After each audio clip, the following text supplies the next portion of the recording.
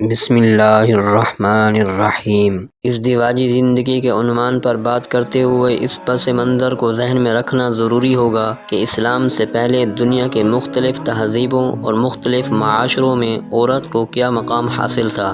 تاریخ عالم کا مطالعہ کیا جائے تو یہ بات روز روشن کی طرح عیاں ہوتی ہے کہ اسلام سے پہلے دنیا کے مختلف ممالک میں عورت اپنے بنیادی حقوق سے بالکل محروم تھی۔ نمبر 1، فرانس میں عورت کے بارے میں یہ تصور تھا کہ یہ آدھا انسان ہے، اس لیے معاشرے کی تمام خرابیوں کا ذریعہ بنتی ہے۔ نمبر 2، چین میں عورت کے بارے میں یہ تصور تھا کہ اس میں شیطانی روح ہوتی ہے، لہذا یہ برائیوں کی طرف انسان کو دعوت دیتی ہے۔ نمبر 3، جاپان میں عورت کے بارے میں یہ تصور تھا کہ یہ ناپاک پیدا کی گئی ہے، اس لیے عبادت گاہوں سے اس کو دور رکھا جاتا تھا۔ نمبر 4، ہندوؤں میں جس عورت کا خاوند مر جاتا تھا اس کو معاشرے میں زندہ رہنے کے قابل نہیں سمجھا جاتا تھا، اس لیے ضروری تھا کہ وہ اپنے خاوند کی نعش کے ساتھ زندہ جل کر اپنے آپ کو ختم کر لے۔ اگر وہ اس طرح نہ کرتی تو اس کو معاشرہ میں عزت کی نگاہ سے نہیں دیکھا جاتا تھا۔ عیسائی دنیا میں عورت کو معرفت الہی کے راستے میں رکاوٹ سمجھا جاتا تھا۔ عورتوں کو تعلیم دی جاتی تھی کہ کنواری رہ کر زندگی گزاریں، جبکہ مرد راہب بن کر رہنا اعزاز سمجھتے تھے۔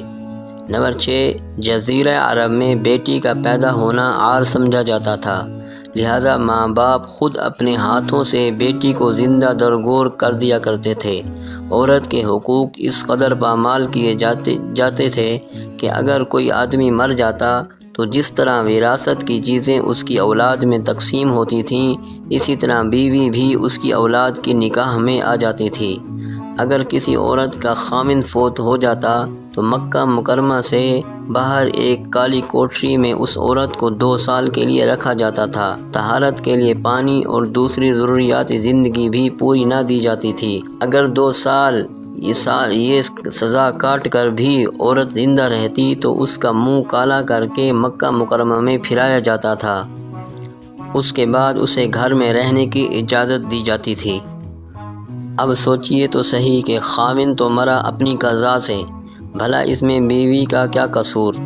مگر یہ مظلوم اتنی بے بس تھی کہ اپنے حق میں کوئی آواز ہی نہیں اٹھا سکتی تھی۔